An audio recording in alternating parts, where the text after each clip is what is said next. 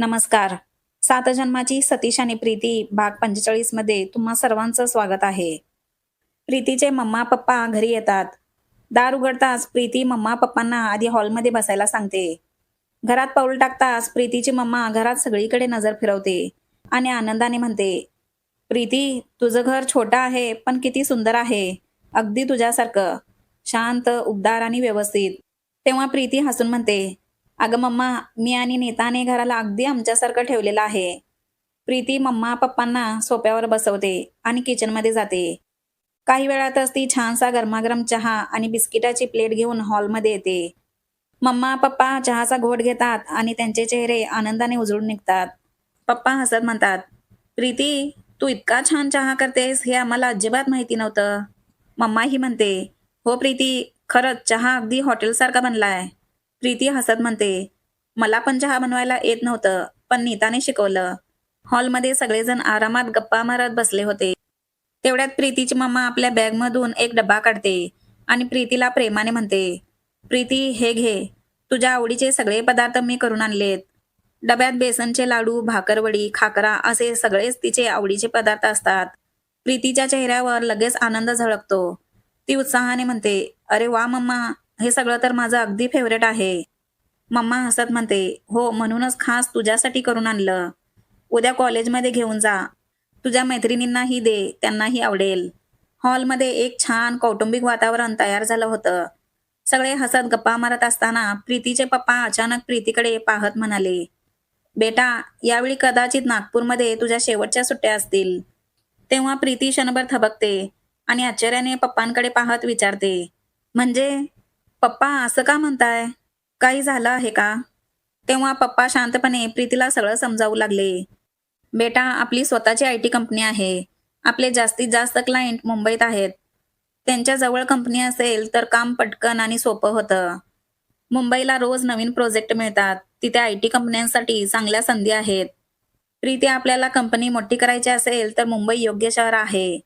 Mamma ही हलकं स्मित करत म्हणते, आणि म्हणूनच आपणही तिकडेच राहायला जायचा विचार आहे आमचा.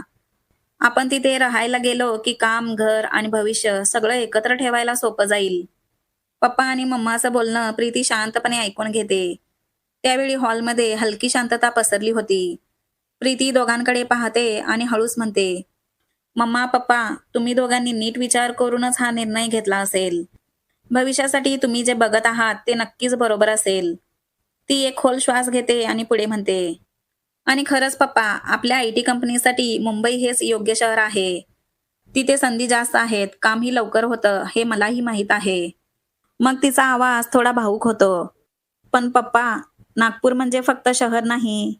माझा आणि दादाचं संपूर्ण बालपण तिथं गेलं आहे. आमचे सगळे मित्र, त्या सगळ्यांच्या आठवणी तिथे आहेत. सगळं अजूनही डोळ्यासमोर उभं राहतं. ती हलकं हसते पण तिचे डोळे पाणावलेले असतात. नागपूरची मला नक्कीच खूप आठवण येणार. पण तुम्ही दोघे माझ्यासोबत आहात, म्हणून मला नवीन ठिकाणी जायची भीती नाही. आपण सगळे मिळून जाऊ तर सगळं ठीक होईल. मम्मा प्रेमाने तिचा हात हातात घेते. पप्पा तिच्या पाठीवर हलकेच हात ठेवतात. नीता दरवाजातून आत येते आणि हॉलमध्ये प्रवेश करताच तिला प्रीती दिसते. तिचे डोळे पाणावलेले, चेहऱ्यावर हलकी उदासी असते. नीता थोडी घाबरून म्हणते, अगं प्रीती, काय झालं? मम्मा पप्पा आलेत आणि तू रडतेस का? प्रीती उत्तर द्यायच्या आधीच पप्पा प्रेमाने नीताला समजावत म्हणतात, नीता बेटा, आम्ही आता नागपूर सोडून मुंबईला शिफ्ट होणार आहोत, म्हणून तिला थोडं वाईट वाटतंय. हे ऐकून नीताचे डोळे मोठे होतात. ती थोड्या धक्क्यातच म्हणते, काय? खरंच काका? म्हणजे तुम्ही सगळे मुंबईला जाणार? प्रीती हळूच मान हलवत म्हणते, हो नीता, आता आम्ही मुंबईला शिफ्ट होणार. क्षणभर नीताला काही बोलताच येत नाही. प्रीती तिच्या बालपणापासूनची मैत्रीण असते. प्रीतीच्या घरच्यांनाही ती जवळचीच असते. नीता प्रीतीच्या जवळ येते, तिच्या खांद्यावर हात ठेवते आणि मनापासून म्हणते, प्रीती, तू मुंबईला जाणार हे ऐकून मला खूप वाईट वाटलं. आपलं सगळं बालपण एकत्र गेलंय. तुझ्या घरात माझं येणं म्हणजे माझंच घर वाटायचं मला. नीताचा आवाज थोडा कंप पावतो, पण ती स्वतःला सावरत म्हणते, पण तुझ्या पप्पांनी घेतलेला निर्णय बरोबरच असेल. तुमच्या भविष्यासाठी जे चांगलं आहे तेच होत आहे. फक्त इतकंच वाटते की तू माझ्या जवळ नसशील. तेव्हा प्रीती तिचा हात घट्ट धरते. नीता, आपण दूर जाऊ, पण दूर होणार नाही. आपण रोज बोलू, भेटू आणि तू कधीही माझ्याकडे येऊ शकतेस. तेव्हा नीता म्हणते, पण प्रीती, आपल्या दोघींचं MBAचं हे शेवटचं वर्ष अजून इथे बाकी आहे. हे संपूर्ण वर्ष आपण दोघी एकत्र राहणार. ती तिच्या डोळ्यात डोळे घालून पुढे म्हणाली, मग प्रीती, आपण हे एक वर्ष अगदी मनापासून एन्जॉय करूया. खूप साऱ्या आठवणी बनवूया. ज्या आठवणी तुला मुंबईला गेल्यावरही हसवतील. तुला इथल्या दिवसांची ऊब देत राहतील. आपल्या दोघींची ही मैत्री एवढी मजबूत आहे, की शहर बदललं म्हणून ती कधी कमी होणार नाही. नीता हसत तिचे अश्रू पुसते. आता रडू नकोस. येणारे दिवस खूप सुंदर बनवायचे आहेत आपल्याला. नीताने प्रीतीला सावरलं तसं प्रीतीचे मम्मा पप्पा दोघेही त्यांच्या जवळ येतात. तेव्हा प्रीतीचे पप्पा हसत नीताकडे पाहत म्हणतात, हो बेटा नीता, तुम्ही दोघी हे एक वर्ष खूप एन्जॉय करा. आणि प्रीतीचे पप्पा पुढे म्हणाले, प्रीती, उद्या तू कॉलेजला गेल्यावर तुझ्या सगळ्या मित्र मैत्रिणींना संध्याकाळी आपल्या घरी जेवायला बोलव. एक छोटंसं गेट टुगेदर करूया आपण. आम्हालाही त्यांच्यासोबत थोडा टाइम स्पेंड करायचा आहे. ते पुढे म्हणाले, आणि हो, उद्या त्यांना मी नागपूरला फिरायला येण्याचं निमंत्रण देखील देतो. म्हणजे प्रीती, तुझे सगळे मित्र मैत्रिणी आपण मुंबईला शिफ्ट होण्याआधी नागपूर पाहून गेले तर आम्हालाही आनंद होईल ना. तेव्हा प्रीती हलकसं हसत मान डोलावत म्हणाली, हो पप्पा, बरोबर आहे तुमचं. मी उद्या नक्की सगळ्यांना आपल्या घरी जेवायला येण्याचं निमंत्रण देते. पप्पा समाधानाने म्हणाले, बस मग ठरलं, उद्याचा दिवस छान जाणार. दुसऱ्या दिवशी कॉलेजमध्ये 2 लेक्चर झाल्यानंतर ब्रेक झाला. प्रीतीचे सगळे मित्रमैत्रिणी कॉलेजच्या गार्डनमध्ये मोठ्या झाडाखाली बसून गप्पा मारत होते. त्यावेळी प्रीती तिच्या मम्माने बनवलेले बेसनचे लाडू, खाकरा, भाकरवडी डब्यातून काढते. ती हसत सगळ्यांना म्हणते, हे घ्या, सगळे खा. माझ्या मम्माने आपल्या सगळ्यांसाठी खास बनवून आणलंय. सगळेजण उत्साहाने हात पुढे करतात. मनाली लगेच म्हणते, वा प्रीती, खूप टेस्टी आहे. सोनालीही हसत म्हणते, तुझ्या मम्माने तर झक्कासच बनवलंय सगळं. सगळे आवडीने खात असताना प्रीती थोडी शांत पण गोडपणे म्हणते, तुम्हाला एक सांगायचं होतं. आज संध्याकाळी माझ्या पप्पांनी तुम्हा सगळ्यांना घरी जेवायला बोलावलंय. त्यांना तुमच्यासोबत थोडा वेळ घालवायचा आहे. तर तुम्ही सगळे नक्की यायचं बरं का. कार्तिक लगेच म्हणतो, अरे वा, आम्ही तर नक्की येणार.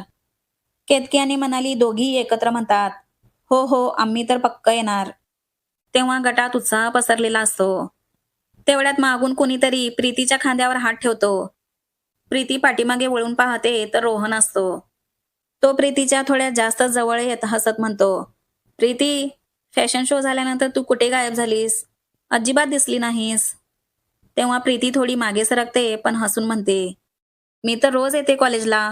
तूच दिसला नाहीस मला. दोघांचं हलकसं बोलणं सुरू होतं. पण सतीश हे सगळं बघत असतो. रोहन प्रीतीच्या खूपच जवळ उभा तिच्या खांद्यावर हात ठेवलेला असतो. आणि त्याची नजर थोडी विचित्र असते. हे सगळं बघून सतीशच्या चेहऱ्यावर त्रास आणि राग दोन्ही उमटतात. त्याच्या मुठीवरची पकड घट्ट होते. नीतालाही हे सगळं वेगळंच वाटत असतं. हा रोहन काहीतरी वेगळाच वागतोय. प्रीतीच्या तो जरा जास्त जवळ येत आहे. तिच्या चेहऱ्यावर चिंता दिसते. तेव्हा गार्डनच्या त्या छानशा वातावरणात हलकासा ताण जाणवू लागतो. रोहनने प्रीतीच्या खांद्यावर हात ठेवलेला पाहून सतीचा चेहरा पूर्णपणे बदलतो. त्याच्या डोळ्यात सरळ चिडचिड दिसत होती. तो अचानक उठतो. त्याच्या उठण्याचा आवाज गटातल्या प्रत्येकाला जाणवतो. तेव्हा नीता हळूच कुजबुजते, सतीश शांत हो, सध्या काही बोलू नकोस. पण सतीश काहीच बोलत नाही. फक्त ताठ चालत गार्डनमधून बाहेर निघून जातो. प्रीती त्याच्या जाण्याकडे पाहते. तिला कळतं की काहीतरी त्याच्या मनात चालू आहे. पण मित्रमैत्रिणींसमोर ती काहीच बोलत नाही. सगळ्या मुली पुढचं लेक्चर अटेंड करण्यासाठी क्लासरूममध्ये आल्या. पण सतीश क्लासरूममध्ये येत नाही. तो कुठेतरी गायब असतो. तेव्हा नीता चिंतेने पुढे झुकून कार्तिकला कुजबुजते. कार्तिक, सतीश कुठे आहे? अजिबात दिसला नाही. कार्तिक हळू आवाजात म्हणतो, मलाही माहित नाही. त्याच्याशी बोलायला गेलो तर तो गायबच झाला. कुठे गेला असेल मलाच माहित नाही. नीताच्या चेहऱ्यावर काळजी स्पष्ट दिसते. नीता म्हणते, रोहनचं ते वागणं पाहून तो रागात होता. पण तो अशा प्रकारे क्लास बंक करणारा नव्हता कधी. अशा तणावातच शेवटी कॉलेज सुटतं. तेव्हा प्रीती पुस्तकं बॅगेत ठेवत सर्वांना म्हणते, तुम्ही सगळेजण संध्याकाळी 7 वाजेपर्यंत नक्की या बरं का. माझे मम्मा पप्पा वाट पाहतील. कृपया उशीर करू नका. सगळेजण उत्साहाने होकार देतात. हो हो, आम्ही नक्की वेळेवर येतो, असे सगळेजण म्हणतात.